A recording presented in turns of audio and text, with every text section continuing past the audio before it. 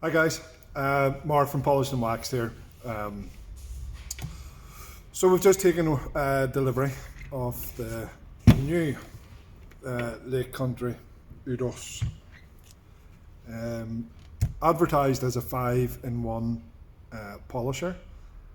So we have rotary, they have different DA movements, one for sanding and different orbits to go through there. Interesting concept, and the price tag of it in the UK is retailing at £599. We got this when it was on offer on Black Friday, so I think we paid around about 500 mark, just slightly above that. So it hasn't been gifted, it has been paid for by our own money, and I thought I would jump on and give my initial thoughts on this machine. I've been playing with it all morning on our scrap panels here that we have for our training bench, just playing about with how the machine feels. And we'll continue to use this machine to give it a full run for its money. However, I wanted to jump on quickly and give my first impressions. And my first impressions are not that good, if I'm completely honest. First up, the price tag, $599. More expensive than any other machine that we have here. And I know no other machine gives us 5 different movements. I understand that. However, this is kind of being advertised as a replacement for other machines. So you buy one machine, that's you. And this is supposed to be fit for all those purposes. For me, it's not going to replace any machine that we have currently in the unit. Now, we were very fortunate with us doing training days. We try to keep a very good stock level of machines to give guys the opportunity to try different brands, different types of machines. So we have loads. But I can't see this replacing any of them. And the first reason why, and it's the sort of the elephant in the room, I don't know why it has had such a massive following from very well-known detailers from all over the world praising this machine. The elephant in the room for me is the sheer weight of the polisher. This is, I think they quote 7 something pounds, about 3.5 kilos. It weighs more than any other machine that we have had in. We grew up using Makita rotary polishers that were quite well known for being quite heavy, and I think the progression of power tools, the polishers, has been growing in the direction of lighter machines, longer cables, easier to use for long periods of time. This, for me, is a backward step.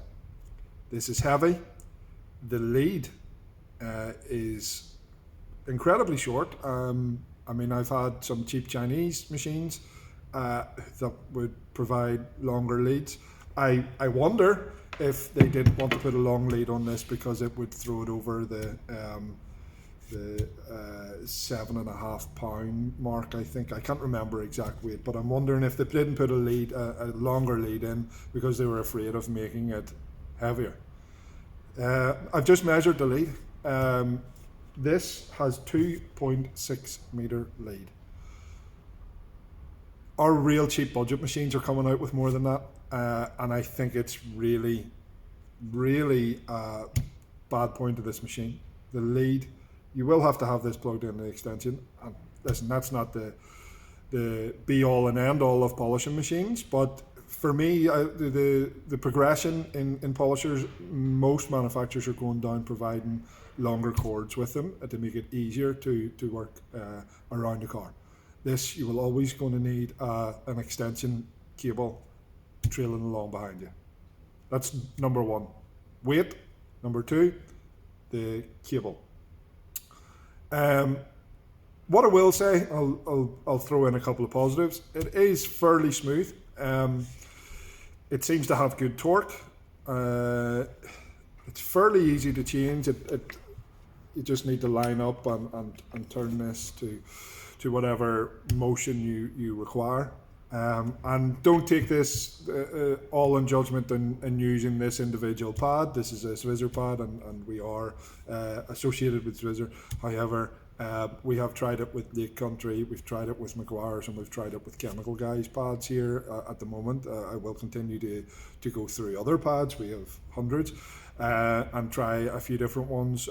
We've tried the HDO pads, the ones with a slightly foamed back to them, and we've tried microfiber on it, and it's smooth, it's powerful. It's, for me, the other sort of positive I will say is that backing plate does seem to cool the pad incredibly well. I went to extreme and tried to heat up pads quite considerably, and I would say that they seem to be running much cooler on this machine than they would on other machines, and I think it's down to the design of this backing plate, and hopefully you can see there we've got these vents which are forcing air through it, and then you've got breathe holes through this, so it is cooling down the pad as it works, and I think that is a very, very good design. However, the weight, I cannot get over the weight. I wouldn't like to think about working with one of these on a high car, Range Rover or a van or anything that you're up and doing a roof.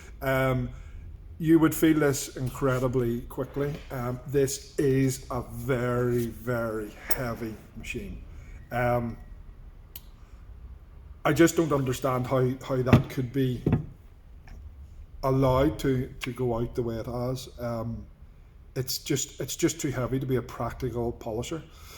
The other thing is build quality, and the build quality for me is lacking. First up, this is a brand new machine. It's not second hand, it's brand new out of the package. It does not have a premium feel. It does not feel like a 600 quid polisher. First up is, I don't know if it'll pick it up, but these wee screws in here. Which one is it now? It's this bottom one. Is already starting to rust. It's brand new out of the packet. That shouldn't be happening. It's not. I mean, it's not the end of the world. However, for the price tag, you expect a premium quality product. I don't think this is it. The other thing is the packaging. The boxes. I mean, it's cheap, flimsy. Again, some cheap polisher that you would grab from China. Thin, flimsy cardboard. I think they needed to cut down again to try and make the polisher feel lighter in the box. They couldn't put a substantial box around it. I just don't think that it feels of premium quality, and that's what I was expecting with the price tag. The other thing that I don't like is this. It is recessed. I'm left-handed, so generally I'm using a polisher like this, and I can just push with the top of my finger as I'm using it.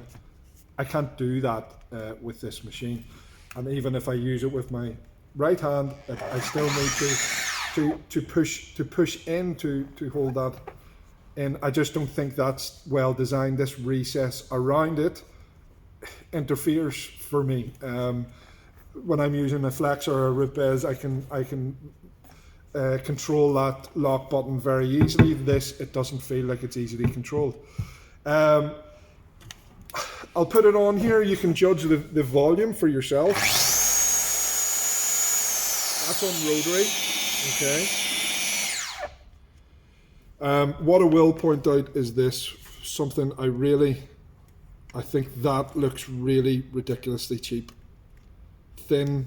When I put it round to 5, you can actually see the 1 again. It's just, again, cheap. So listen, it's a 10-minute video, guys. I'm running out of time. I wanted to say, I think if I have to title this video, it's the Udos. Jack of all trades, master of none. I think that saying really rings true with this polisher. I would love to say that it's great. I have no brand affiliation with Lake Country or any other brand of machine polishers. I bought this because I was excited. I liked the thought of the concept. But it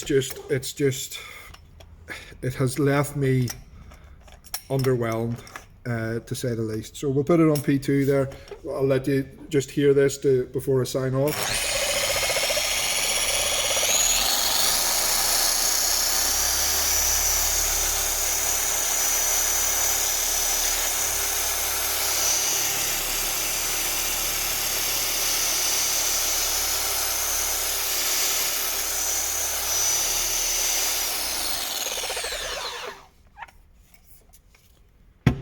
It's not the noisiest machine, it's not the quietest. It's not uncomfortable to use, certainly on flat panels. I know that after an hour's use on vertical panels, this is going to play a part because just sheer down to the weight. I know other guys that have already handed these back after buying them. I just don't. If this had been a fraction of the price, say 300, then I think I could live with it, and I think it would be an acceptable level. At the price tag it's at the moment, it's way too high for what it is and the quality of the machinery. The length of cable is a negative, the speed dial is a negative, the fact that it's already rusting straight out of the box is a negative, the box is a negative, and the weight is the most negative thing about the whole polisher. As I said, I think it's okay to use. It certainly wouldn't be the most comfortable, but I have to state that I am only in initial use of this. I'm sure that the more I use this, the more comfortable I will feel with it, and the same goes with any polisher. I think that it just, straight out of the box, the impression is it does not meet the criteria for the price tag that's put on it. It does not scream quality product to me, and the weight is just honestly unforgivable. I just don't think that anyone that is polishing for many hours is going to get on with this machine an awful lot. Things are progressed with polishers. They've got lighter, longer leads. We need to continue on that curve. This is a backward step for me. Guys, I'll not keep it any longer. It's a real negative first impressions from me. I will continue to use this, and I'll do a follow-up video to suggest how I'm getting on with it, how I'm feeling in everyday use, and I'll be open and honest about that. I'm being open and honest as I can be right now, and I know that seems very negative, but I'm very underwhelmed with the price tag of this machine and the quality issues straight out of the box. Thanks for watching, guys. Hit subscribe if you haven't already done so. We'll do more videos. We're trying to steer into this YouTube avenue rather than us continuously doing Facebook Live videos.